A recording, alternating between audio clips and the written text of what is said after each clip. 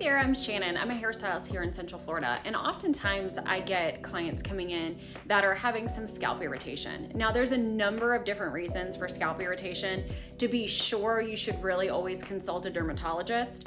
But listen up and see if maybe some of these things are you. I think there's a lot of misconceptions as to what dandruff is out there.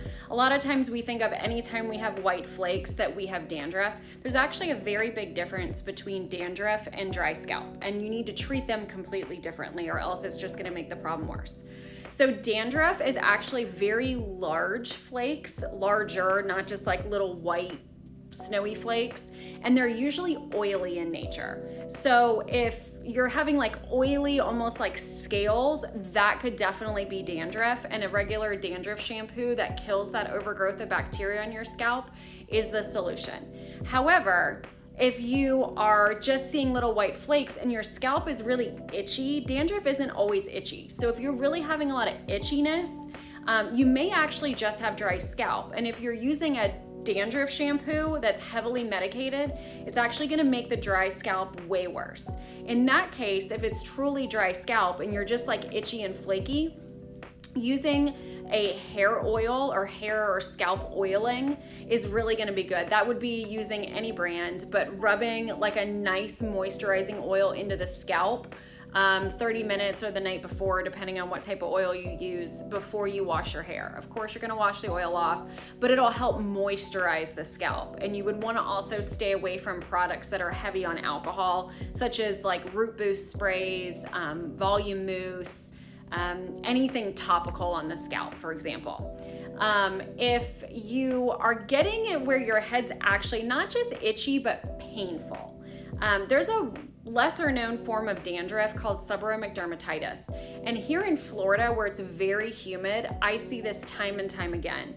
This happens a lot with people who, let's say, wear a hat all the time and they're leaving a lot of moisture and sweat on the scalp. And they're also more frequently in those that wash their hair in the evening and they choose to air dry.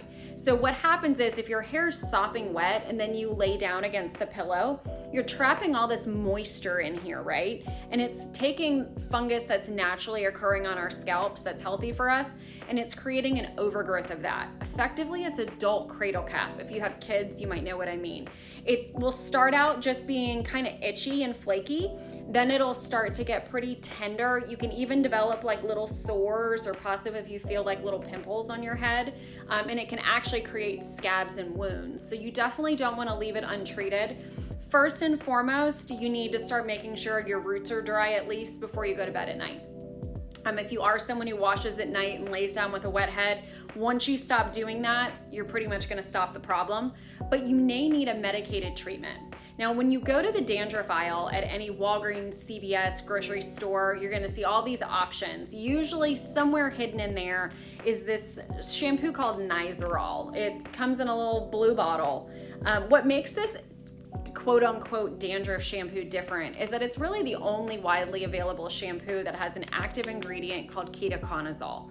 What that does is effectively kills the fungal infection on the head, where dandruff shampoos are curing a bacterial infection. So if you were to use a regular like Head and Shoulders, for example, and you've actually got this other thing going on, you're just gonna make it a million times worse because now you're gonna dry it out and make it angry, and it's not gonna solve the problem. So when you do use a shampoo like this, it is a little expensive, probably $17 to $19, depending on where you buy it. You will use it every time you shampoo for a while, okay, until the problem goes away. And ideally, you're not, wearing sweaty baseball caps or going to bed with wet hair anymore. So we're just gonna solve it. Think of it like a medicated treatment. You don't have to continue using it forever. Once the problem goes away, you can kind of put the shampoo away until it returns. If you're someone who has very dry hair, this can dry your hair out. So I would say use this first and let it sit on the scalp 5 minutes and then go in with your regular shampoo and conditioner. This may be a little too drying if you have trouble detangling. I will also caution you though, just like every other dandruff shampoo, these are not color safe. So if you're a blonde that has their hair toned, it's gonna take all your toner out. But if you're having scalp issues, really we need to solve that first. but I just don't want you to think that these type of medicated shampoos are not going to kind of fade your color. Again, I am not a dermatologist, and if you have any special concerns, please see one. But if you are in a humid climate like Florida, you're new to the area, especially as our temperatures go down in a humid climate and there's so much moisture in the air, this problem seems to get worse seasonally.